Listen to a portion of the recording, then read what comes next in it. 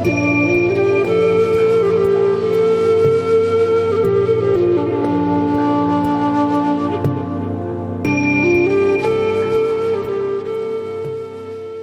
back to the Anxiety Slayer podcast. I'm Shan Vanderleek, here with my wonderful friend and co-host Ananga Sivir. We come together weekly from Kent and Leelanau and share a powerful collection of techniques to reduce anxiety. This month, we're celebrating surpassing a milestone 8 million downloads, and we couldn't do it without you. So thank you so very much for listening in. The feeling of waiting for something bad to happen often comes when the anxious mind pulls us outside of the present moment. Today, we're going to be discussing why this happens and share self-care practices that you can move into your daily routine to help you settle your mind. Yeah, so we're responding to a question we received: how to stay in gratitude when you're always waiting for something bad to happen.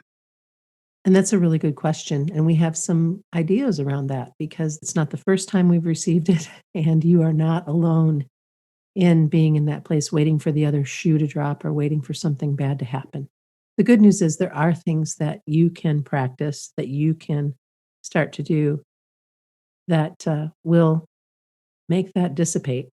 And let's begin by talking about past trauma and stress or anxiety and how that plays into this. Yeah, you use the saying, Shan, waiting for the other shoe to drop. That sense of just waiting for the next thing. And often that comes from anxiety in our past or trauma in our past. We might be experiencing the effects of a traumatic event from the past that came in on a happy day, broke through onto a happy day. And so we enter into a hypervigilance state where we don't trust happier times because we just fear that it's going to happen again. So the anxious mind sets up this looking and waiting, always waiting for the next bad thing to happen, not able to trust a good day because we're waiting for that bad thing to happen. It doesn't always work this way, but it can do, that we're bringing some trauma or stress or anxiety from behind us, from back in time, and kind of throwing it over our shoulder ahead of time and looking out for it. And this is when the memory of those moments steal away our peace and happiness. Yeah, sometimes I think of it almost like a trust issue, where we feel we can't trust happy days or peaceful days or grateful moments because we're just waiting. We feel like, something's going to happen, something's coming, what's coming. So there's that not being able to settle in to the moment. There's a practice that I've been working on for a long time and that I've recommended over the years to others well, maybe it's not a practice so much as it is something to sit with, is that your old story, no matter what it is not the only story. No matter what you have experienced up until this moment in time, that does not mean that those things are going to happen again and again. That old story is just that. Mm-hmm. You get to create a new one. You get to create a new story the way that you want to, if you just get out of your own way and take in some of the suggestions we have so that you don't have to live in that place waiting for something else bad to happen. Yeah, it's like we have to practice leaning into it in a different way. And I think it's really important to be compassionate if that is our experience, to understand it. It's helpful to know it and understand it. Otherwise, we can think that we're just randomly feeling like that. It's good to have cause and effect. And it's good to show compassion if we are carrying something from the past that's casting a shadow over our future. Not be hard on ourselves. That doesn't help anything. It also sets things up beautifully for EFT tapping, Mm-hmm. so that you can bring that story forward, whatever it may be, and tap through it. And release it. Yeah. Yeah, and release it. What about future predictions? Because that's another thing that gets us into trouble. Yeah, two sides of the same coin, really, aren't they? Anxiety often projects into the future with things we fear might go wrong. So sometimes there's a precedent there from something in the past, or sometimes it's just something we dread or we really worry about that isn't in our reality, but we're holding it in our mind and it's there in the future. Something that we fear might go wrong. Sometimes it's something relevant to us, or sometimes we might get triggered. It might be something that's caught us on an anxious day, caught our attention and triggered our mind. It might be somebody else's story that we fear happening to us. It might be something we see on the news. Very often you can just be checking something on the internet and you'll get some story up of some symptom or something negative, and the anxious mind will grab that and start worrying about it, and then it's there on our horizon in front of us. So future predictions are another way of the mind time traveling outside of the present moment and living in the realm of anxiety. I can really identify with the other people's stories. That's something that I have to work with, especially when it comes to health anxiety. If I hear something multiple times about a particular issue, and it happened this year where I started to worry it and take it on, and then had to untangle that with tapping and meditation and all of the things that I know to do because I could see what I was doing. I could see that I was taking that on and that I was afraid and that it was a story that I had created or that my mind had created and that I needed to be able to release it and let go of it. And I've done that before with other ailments, with other health stories or I mean COVID, I don't even listen anymore to all of the news around COVID. All I know is that I have to be extraordinarily careful and kind because if I watch those news stories every day, all of those tragic stories unfolding just send me into a spiral. I can't stay in the present moment if I'm constantly worried about my health, my family's health, your health, your daughter's health, everybody that I love's health. That creates a completely different issue with future predictions. Yeah, and it's interesting that you're covering different trigger points, because this is something we've talked about before, and I think it's important to mention here is that what this shows is that it's not the thing that the mind fixes on. It's that the mind is stirred up, the mind is anxious. And Ayurveda teaches this, that it's not so much the thing that the mind's fixating on or churning over stories and possibilities about or checking our bodies about. That isn't the issue. The issue is that the mind is unsettled. When the mind's settled and we hear those things, we can express compassion for others and make sure that we're taking care of our own mental well-being, and we can see things in quite a big picture, steady way on those blessed days when the mind is peaceful like that. But when the mind's anxious, it jumps to this symptom, that thing. And for many people that suffer with health anxiety, they could have 3 or 4 things on the go that the mind will spiral around, depending on where the triggers are and where the concerns are. And that is evidence that it's not the thing that we're fixating on, it's the mind. The mind is jumpy, the mind is unsettled, it's worried, it's stirred up, and it becomes hypervigilant. And it's so very clever at focusing on the very thing we dread and erasing all the other thoughts from our mind, which is why we have this question again and again. How do I stay in gratitude Mhm. when I'm always waiting for something bad to happen? And the answer really is that the two can coexist. It's not one or the other.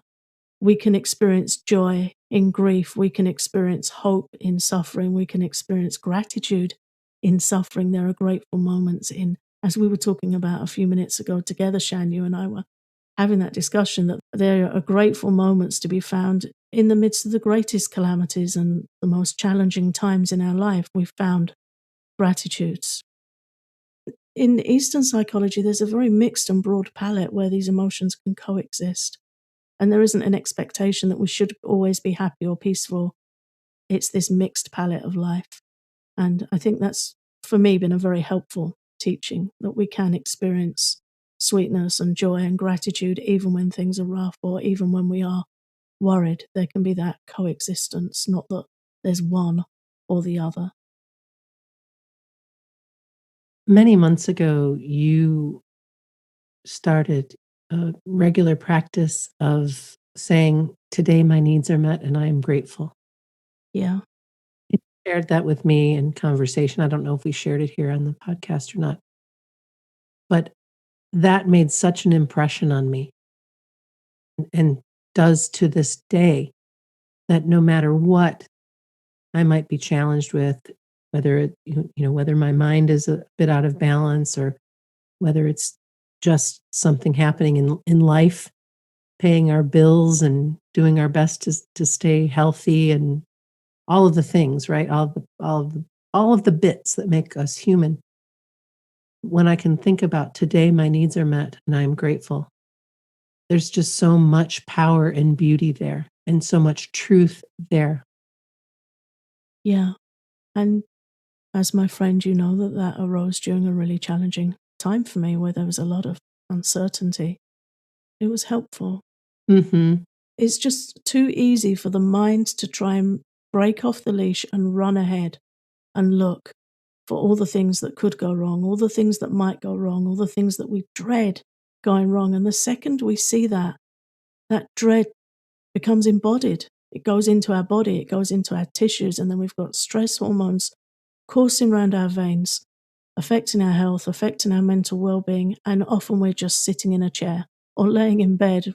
We've not gone anywhere. Mhm. Nothing's happened, but it's all firing off in our head. So anytime we can just bring it back in this moment, I'm grateful for something so simple and dependable, but still valuable. Yes, it is, and it's such an easy place to start because it can be something as simple as talking with a friend or noticing when the sun pops out from behind the clouds and getting yourself to a window or better yet out the door to feel it on your face. Or maybe it's just basking in a new soup or stew or something that you've just made that smells so good and the steam's rising and you're so grateful that you have food to eat.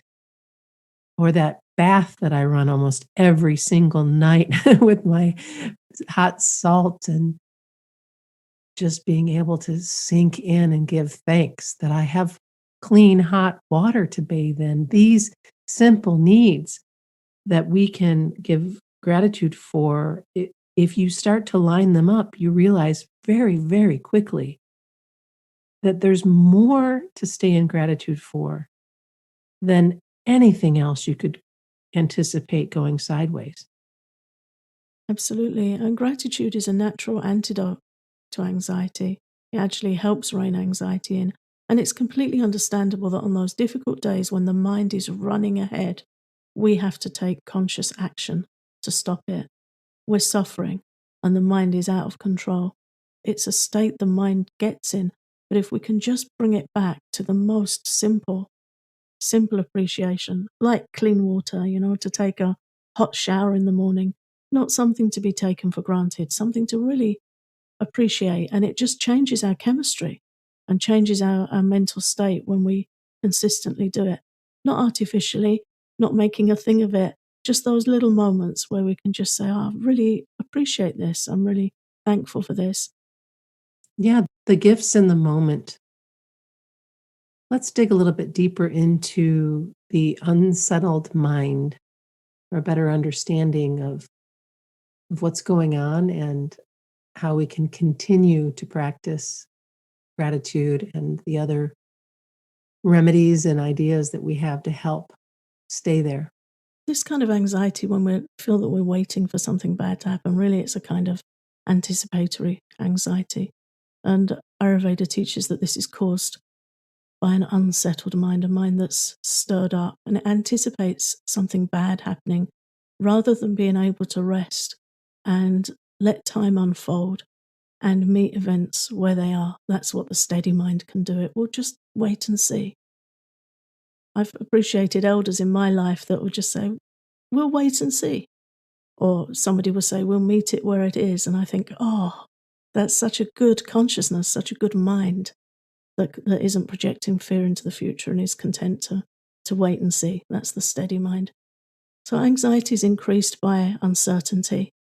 And the anxious mind will always go looking for things that could go wrong or the things that we think of as bad happening. And what really helps with that is looking for things that we trust and know to be constant and certain. to counter that uncertainty. So it can be something really simple, like a simple truth, like knowing that the sun will rise every morning, or go out and look for the moon and stars at night. And it's like every night they're always there, just those simple, grounding, noticing practices. And to just understand that if an unsettled mind is projecting something that makes us feel uncomfortable, that we need to take action to help settle it. So the first thing is not to provoke it and not to stir it up, which is keeping away from media, keeping away from even personalities that cause us to feel stirred up. Check in with yourself a few times during the day. How do I feel after reading that? How do I feel after looking at that? How do I feel after going there? How do I feel after talking with this person? Just check in. Very often we're on autopilot and we don't notice how things are affecting us. Really helpful to look. How do I feel after this? And if it's not good, change it up. So we can look at what's unsettling our mind, and that's the first thing, is to help it not be provoked. So heavy media, chaotic personalities, breaks in our routine, and caffeine and stimulants, all of these things provoke and unsettle our mind. So anything we can do to change those things and give it a chance to settle helps it not fling out into the future with those fear-searching or fear-projecting thoughts. We also need to be incredibly mindful of negative self-talk, whether you call that your inner critic or gremlin, or I call it my internal board of directors, whatever you call it. If you hear yourself saying things like, I never have any peace, I'm always on edge, there's no use, I always have bad luck, or anything that diminishes your ability to make positive change in your life. This is when, with awareness, you can catch yourself making these statements and witness them. And there it is again. There's that pattern. That's not even true. You can question the truth of it. You can question, who is that speaking to me? Which for some people might be like, what? What are you talking about? But sometimes the inner critic or that inner voice is a teacher who made an impression on us, or a schoolyard bully who wasn't very kind, or something that we picked up over a lifetime that comes forward that's not even ours, but it's become a part of our mind, and it's become a part of this negative self-talk. I invite you to witness that, bust yourself, catch yourself, and then let it go with a nice deep breath. Just release it. And the more you catch yourself, the more you see this come up, the easier it will be to release it instead of getting hooked. That shempa, you won't be hooked as easily because you'll be able to identify it fairly quickly. Yeah, it's a really important practice. And in Ayurveda, one of the greatest healing practices we can gift ourselves is self-observation, not criticism, just watching. We've all got patterns. We've all got internal dialogues. We've all got things running that don't serve us well. There's no shame in it. We just need to weed them out, just like taking care of our gardens. And then we have that saying, spring cleaning, and we need to spring clean our minds. It's a practice. It doesn't mean there's any shame or any flaw. We've all picked up stuff that's running. When we notice it, it's an opportunity to change it. That's a good place to be. When we don't notice it, it's just running and doing its thing and contributing to our distress or our mental fatigue, or our anxiety. So noticing is good. Changing is better. And it's a practice, and it's a lifetime's work. We all have these triggers and programs running, and we can weed them out, change them up. And we can address any specific fears that are coming up with EFT tapping so easily. Yeah, really worth learning how to use tapping. It's very quick. In 15 minutes, you can have a good grasp of tapping. If you invest an hour, you can really start to see the possibilities for it, the broad possibilities for what you can use it for. And it's a fantastic way for changing negative core beliefs, negative dialogues running, things like I never have any peace. That's a belief.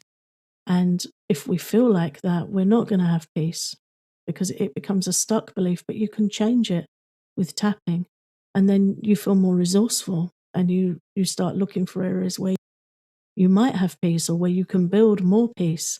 And it just changes the whole experience. And certainly where we feel triggered and we're having this projection into the future of waiting, even though I'm always waiting for something bad to happen, is a great tapping statement. Mm-hmm. It's as simple as that. Just go to anxietyslayer.com/EFT, get the tapping chart, and just follow the instructions and tap through for even though I'm always waiting for something bad to happen, and see how that changes. Because it will. Yeah. And we also invite you to bring self-care practices into your daily routine every single day. Please, please, please do this. This will help you settle your mind. I have been, for the entire month of February and carrying out now into March, starting my day with warm water with lemon and ginger and just a touch of raw honey to cleanse and hydrate my body. And that's been followed with some other practices and protocols that I don't need to get into. But basically, what I've been doing is allowing my body, allowing my digestion to just have a break until about lunchtime every day. For my body type and for my mind type, that's what I need to do right now. And that daily practice done with love and knowing how good that is for my system. I've also invited and been doing regular Qigong into my life. A very good friend of mine who's a teacher started offering an online class, and it's just a half an hour, but there's recordings as well. And so getting back to Qigong and back to a gentle yoga practice both help calm anxiety and settle us into the present moment. And it's been working for me in a big way. We've had a lot of different stress come up in our family over the last 4 months. And I needed to get back to what I know works, what I know helps. And that leads into nourishing meals and being grateful for every nourishing bite you take. Back to that gratitude piece, not rushing through your meals, but almost being in a meditation when you're nourishing your body and being more present. And one thing that I've noticed is the more present I am during my meals, I'm not eating as much. I'll prepare a plate of food like I normally would and take my time with it and have leftovers almost every time, unless I've started with a much smaller portion, which that's, I guess, a side note more than anything. But if the added benefit is my shrinking midsection, I'll take it. But it is a good point because this fear of something bad happening is a sense of loss of presence. Mm-hmm. And so when we bring mindful awareness and gratitude into eating, bathing, walking, prepping our meals, the things that we do every day, then we're bringing ourselves back into the present moment. And it's only in the present moment that we can make the changes that help us. And it's only in the present moment that we can experience gratitude and peace. So all of these really help with that. And when we eat mindlessly, we eat more. We can have a plate of food in front of us and look down and it's gone and we don't know where it's gone. Well, we do, but we didn't notice. And that's a very different experience to eating mindfully and with gratitude. So anything that helps us be present in the moment and to acknowledge gratitude in that moment, that's the answer to how do we bring more gratitude in? How do we be present with gratitude as an antidote to anxiety? And how do we build more awareness in the present moment, enter into the present moment, which stops anxiety flying behind us and dragging stuff up or flying into the future, projecting things we fear? That's how we do it. Another practice that both you and I like, gratitude journaling, is so incredibly helpful. And I don't always journal, but I always go through my gratitudes and notice how I supported myself, any small gratitudes that came up throughout the day, kindnesses.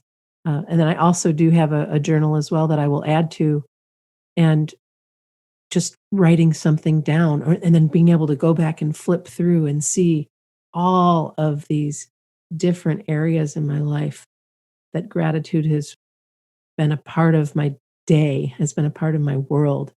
And these daily practices that I've brought forward, that we've brought forward in this podcast, really do help us pass our days more rooted in the present moment and less in our fears, which means that you don't have to be in that place of concern about the next bad thing because you're in gratitude. You're in gratitude more and more and more.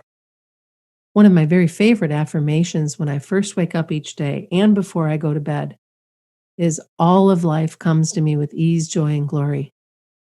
All of life comes to me with ease, joy, and glory. And I repeat it and repeat it. I've even recorded a loop of this to remind me that this is possible, that no matter what I might be facing, I can still face it with as much ease, joy, and glory as possible. And I learned the phrase from Access Consciousness. It's a class and a way of life that I participate in. And I find that it's a potent way to begin the day by saying, all of life comes to me with ease, joy, and glory. So it's their quote, not mine, but I have definitely adopted it.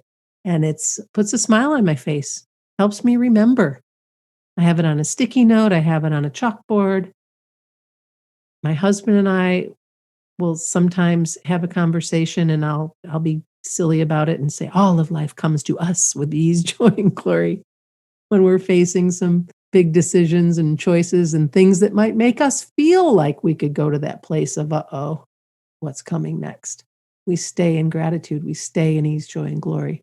And that's the key again, is noticing the difference in your physiology, noticing the difference in your body and how you feel when you say that versus, oh my God, how am I going to cope?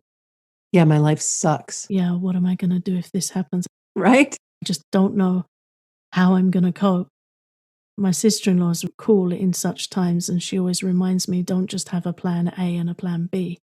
Have A, B, C, D, E, F, even if they're mad sounding. Right. Just write down a load of ideas so you never feel, oh my God, if this happens, I'm going to be stuck. What do people say? If this happens, we're ruined. It's the end. When we say that, we feel it in our body as a reality. So when we say every day my needs are met and I'm grateful, we feel very different in our bodies. And there might still be some raw pain and there's going to be challenges there. They don't go, but we meet them differently. And if you meet them with question, what would it take to change this? What else is possible? How can it get any better than this?